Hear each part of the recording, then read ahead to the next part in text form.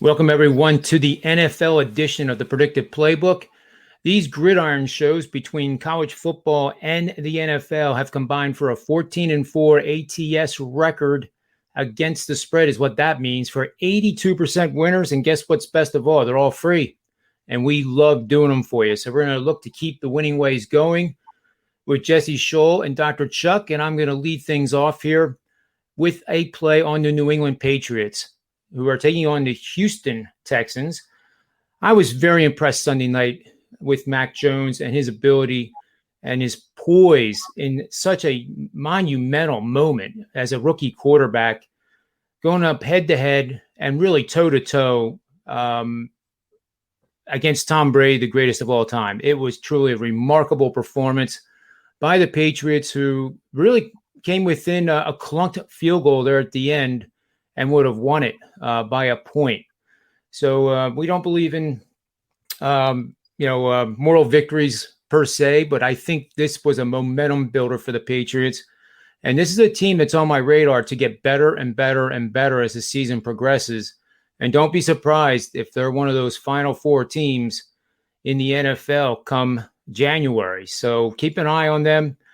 The one thing I didn't like particularly is they had 8 rushes for 1 yard, but however, that was against a very good Tampa Bay defensive unit that is banked up in the secondary, mind you, but they are pretty solid up front.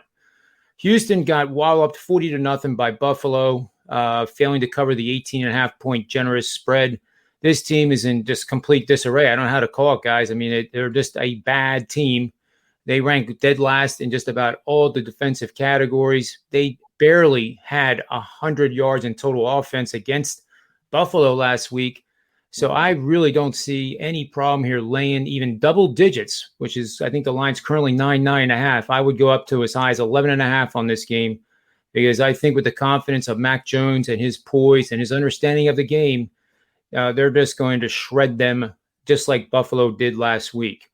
If you bet on favorites of 3.5 for 10 points, and it's a team with an average rushing defense allowing 100 to 125 yards per game, going up against a non-divisional foe that struggles like Houston does, gaining less than 100 yards rushing per game. And with that team being Houston coming off 2 consecutive games where they didn't even gain close to 100 yards, that all turns into a 53-20 against the spread record for 74% winning bets that supports the New England Patriots. So there you have New England as our first bet. We're going to move on here to the Bills and the Chiefs, which is going to be Dr. Chuck. This is the marquee game Sunday night on NBC at GEHA Field at Arrowhead Stadium, Kansas City, Missouri. Line is Kansas City minus 2.5, over under 56.5. Chiefs are 2-2. Bills are 3-1. Where are you going to take us with this one, Dr. Chuck? So it's a rematch of last year's AFC title game. That's a fun time here in Arrowhead again.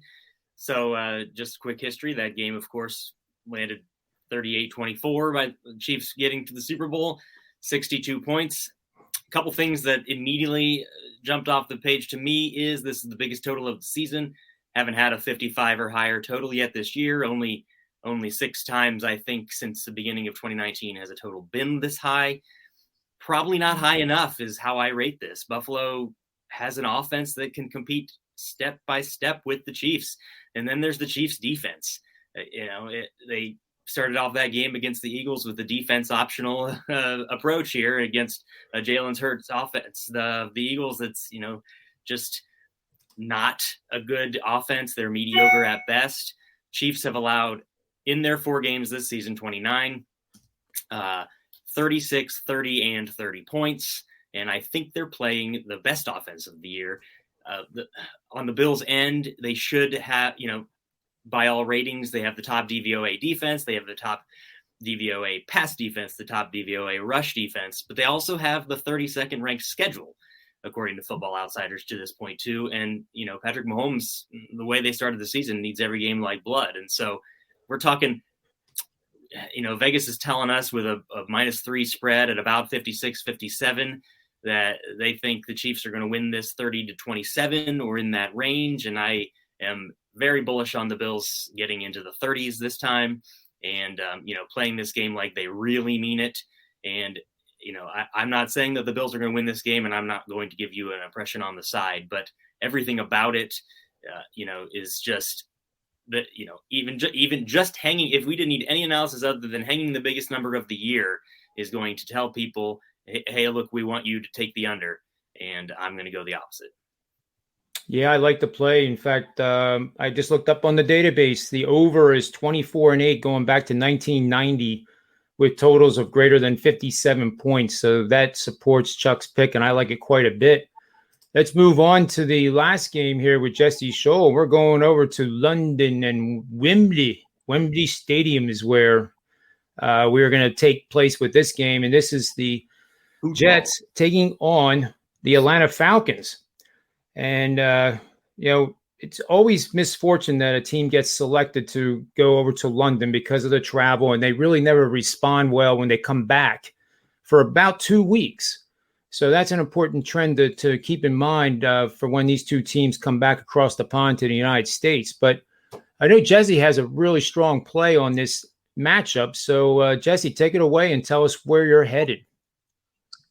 Well, the Jets are coming off their first win of the season, of course, and that was at home against a banged-up Titans team with no wide receivers. I think the Jets actually got quite lucky last week when you look at the statistics. Tennessee didn't play that badly. They had the edge in first downs, almost twice as many first downs, 30-16. They had the edge in total yards, 430 to 355. They started off quite well. Derrick Henry was dominating, but they ended up settling for field goals in the first three scoring plays, and that wasn't good enough in the end. Zach Wilson had a decent game, only one interception. But Wilson, of course, has thrown twice as many picks as he has touchdowns this season.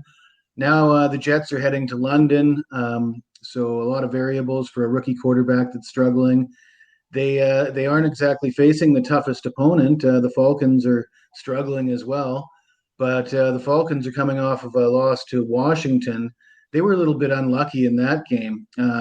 Atlanta led 10-0 early. They led 17-13 at the half. And they had a 30-22 lead late or early in the fourth quarter.